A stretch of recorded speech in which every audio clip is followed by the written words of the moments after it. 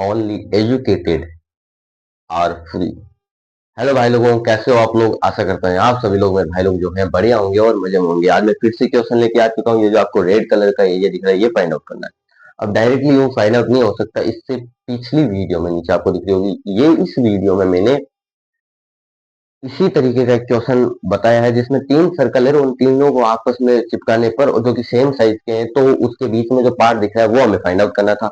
उसी तरीके का ये क्वेश्चन है। ये जो सर्कल है, ये चारों सर्कल सेम साइज के, इसका मतलब ये सेम रेडियस के हैं, जिनकी जो आर है, जो रेडियस है, वो इक्वल टू है 4 सेंटीमीटर। रेडियस हमें 4 सेंटीमीटर दी गई है। सेम साइज के चारों सर्कल है। इनको जब आपस में मर्ज किया, जब इनको आपस में चिपकाया, तो हमें बीच में एक पार्ट मिला, उसका हमें क्षेत्रफल फाइंड आउट करना है। तो ये नॉर्मल तो फाइंड आउट नहीं हो सकता। हमारे एक मूल मंत्र हमेशा से रहा है कि हमें जो चाहिए, अगर वो डायरेक्टली फाइंड आउट नहीं कर पा रहे, तो हमें चाहिए टोटल में से जो नहीं चाहिए वो हटा दो, तो टोटल में से जो चाहिए वो अपने आप मिल जाएगा। यानी भीड़ में जो 4 आदमी को ढूंढना है, तो सबको हटाते चलो, 4 आदमी अपने आप ही लास्ट में मिल जाएंगे। यही मैं कह रहा हूं कि अब इसमें क्या टोटल है, क्या 4 आदमी है, क्या हटाना है, कुछ पता नहीं चल रहा। आप कंफ्यूजन हो रहोगे। मैं सबसे पहले इसमें कहता हूं कि दो अपन सेंटर देखते हैं इसके। मैंने देखा कि अगर मैं इन सबके सेंटर को मिला दूं तो मेरे पास एक वर्ग बन जाएगा। से चारों भुजें जिसकी समान होती है वो वर्ग होता है। वर्ग बन जाएगा क्योंकि ये सेम रेडियस के हैं चारों। और उस वर्ग में से अगर मैं ये बनने वाले त्रिज्यखंड जो कि चतुर्थांश होंगे वो हटा दूं तो बीच वाला बन जाएगा। कैसे? देखो, इसको इनके सेंटर को आपस में मिला दो।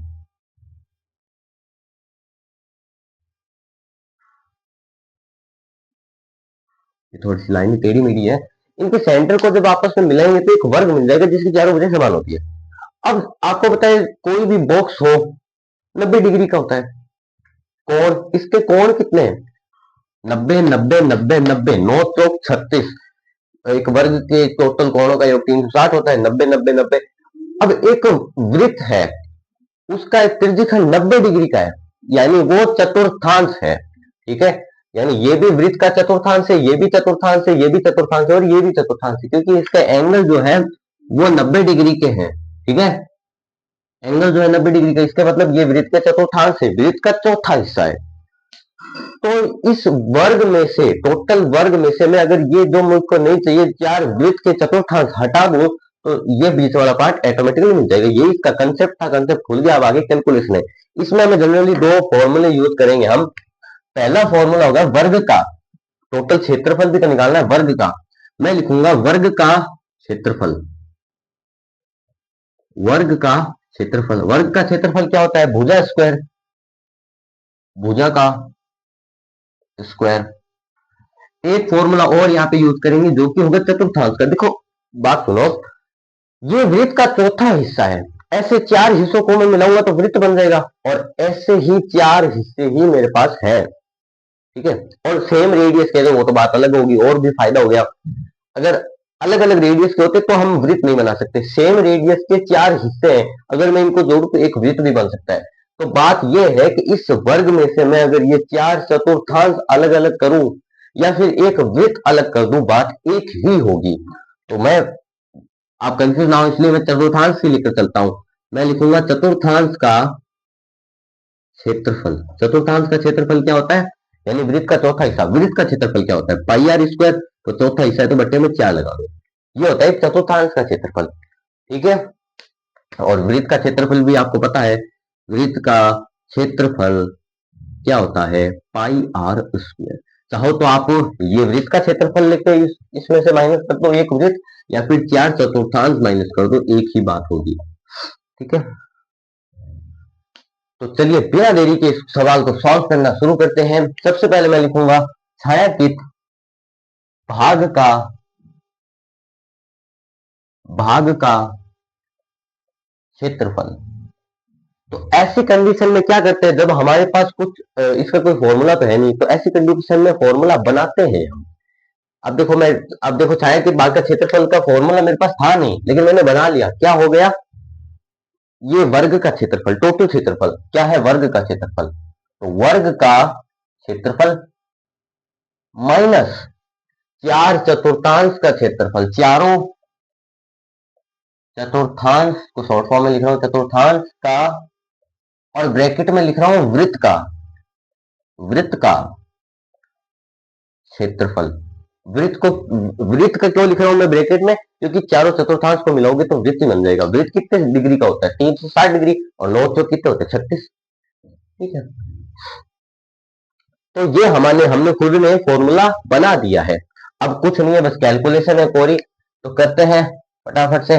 वर्ग का क्षेत्रफल, वर्ग का क्षेत्रफल क्या होता है हमारे पास, ये भुजा स्क्वायर होता है। क्या होता है, भुजा स्क्वायर। भुजा कितनी, ये देखो बात, देखो यहां से यहां तक ये क्या होगी, रेडियस, और जिसकी रेडियस कितनी है हमारे पास, 4 है। यहां से यहां तक भी रेडियस होगी 4 4 4, ये भी 4, ये भी 4, ये भी 4, ये भी 4, ये 4 सेंटीमीटर की रेडियस है।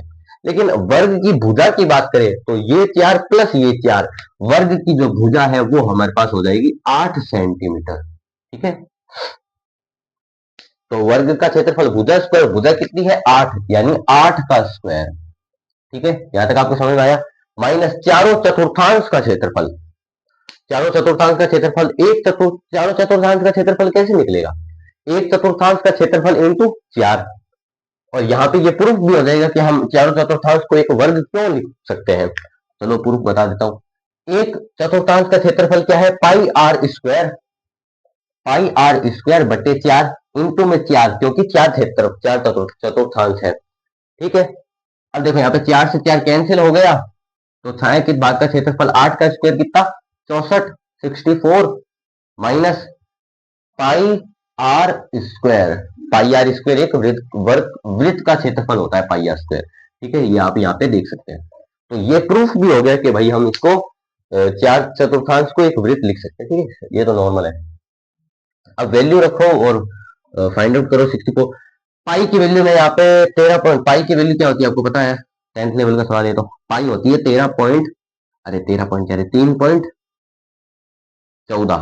ठीक है, 3.14 होती है पाई की वैल्यू। ठीक है, 10th क्लास में तो आप 10th पास आउट हो। तो पाई की वैल्यू 3.14 रख ली मैंने, इनटू में आर, आर कितनी है, आर यहाँ पे 8 मत कहना, आर तो वर्ग की भुजा है, आर मतलब वृत्त की रेडियस जो कि है हमारे पास 4 सेंटीमीटर। ठीक है, तो 4 का स्क्वायर, तो क्या हो जाएगा, क्या हो जाएगा हमारे पास 64 माइनस 3.14 इंटू में 416। तो इसकी गुणा करवा लेते फटाफट, 6 गुणा करवा लेते हैं, 6 चौक 24 का 4, 80 2, 6 6 8, और 6 चौक 24, ठीक है, 6 3 18, और एक आ जाएगा 4 1 3, 4 8 4 12 का 2 हासिल 1, 10 का 0 हासिल 1, 5, यानी ये आ गया हमारे पास 64 माइनस 50.24। अब इसको माइनस करो और उत्तर हमारे पास आ गया, यानी छायांकित भाग का क्षेत्रफल हमारे पास क्या आ गया मित्रों, छायांकित भाग का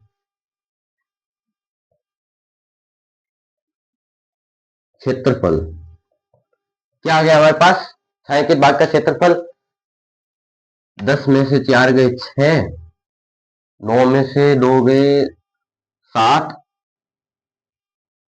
और ये 63 में से गए कितने,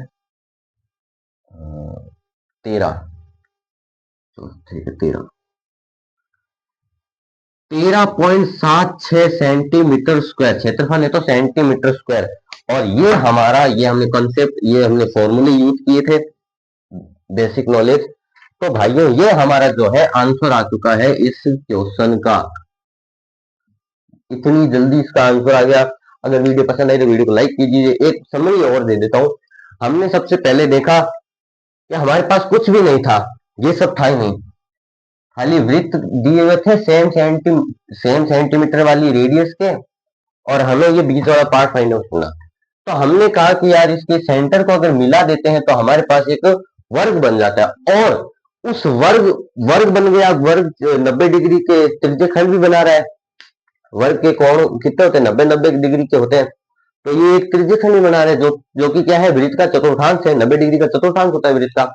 तो अगर हम चतुर्थांश इस टोटल में वर्ग का टोटल वर्ग का क्षेत्रफल निकाल सकते हैं, बिल्कुल। वर्ग के क्षेत्रफल का फॉर्मूला होता है हमारे पास। चतुर्थांश का फॉर्मूला है, बिल्कुल है। तो टोटल वर्ग में से अगर चतुर्थांश हटा देंगे चारों, तो ये हमारे पास ऑटोमेटिकली मिल जाएंगे। देखो ये टोटल वर्ग है, इसमें से एक चतुर्थांश ये रहा, हटा दिया, मान लो हटा दिया, ठीक है। एक चतुर्थांश ये रहा, ये हटा दिया। एक चतुर्थांश ये रहा, ये हटा दिया मैंने, फॉर्मूला मेरे पास है। एक चतुर्थांश ये रहा, ये हटा दिया मैंने, चारों चतुर्थांश हटा दिए, मिल गए ये। यही फॉर्मूला लगाना था, मिल गया ना ये, और यही हमें चाहिए था।